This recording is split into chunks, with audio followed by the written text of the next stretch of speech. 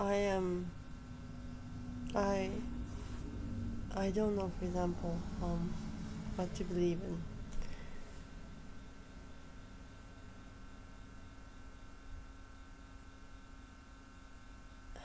Some realities are really harsh. Um, they kill you. They make you die. They kill your dreams. They stamp out your uh, love. They make you hard and harsh. Is it our fault then, is it? Or is it their fault? Probably the chances are it's both of our fault. But if an oppressor is that strong and we are being oppressed all the time, we cannot exactly live out through it. It's a reality. But is there a way in love that can overturn that? Is there some hope in people's humanities to be able to say, I make this a hope for you?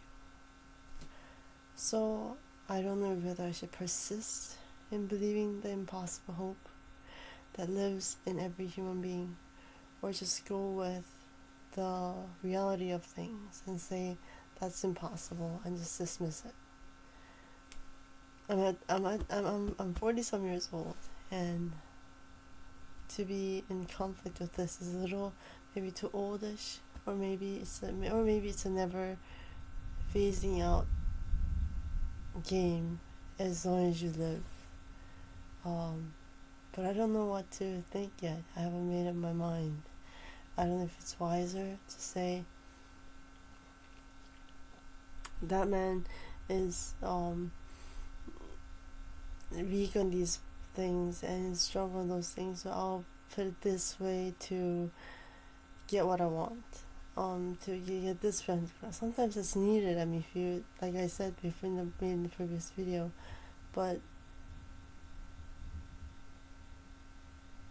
to go the long way around and say that man, if it's something that needs to be done quickly, and you need it done, and that's part of loving God, then maybe it should be done that way. But if you believe in that person's ultimate soul, then maybe I should be straightforward and say, I believe in such and such a thing, so I go by such things.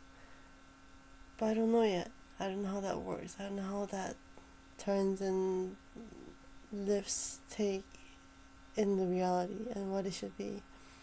Because Jesus did say, be as crafty as a serpent, but be pure as a dove. So what would that mean? Being pure as a dove, what would that mean? Being crafty as a serpent, what would that mean?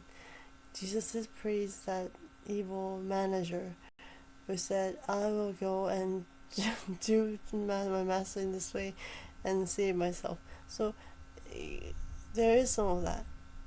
Then which is right and what is being right? They're in Catcher in the Rye by Salinger. This boy who was upright all the time and he had to commit suicide. Literally, he was driven to death because he was too upright. Is that the right thing to live by? I think we have a lot of things to think about, and then you do have enemies. What is the best way to go around them? Even in my family, there are enemies, there are friends. Sometimes the enemies are friends, and sometimes friends are enemies. But still, they are your enemies and your friends. How do you go by them? It's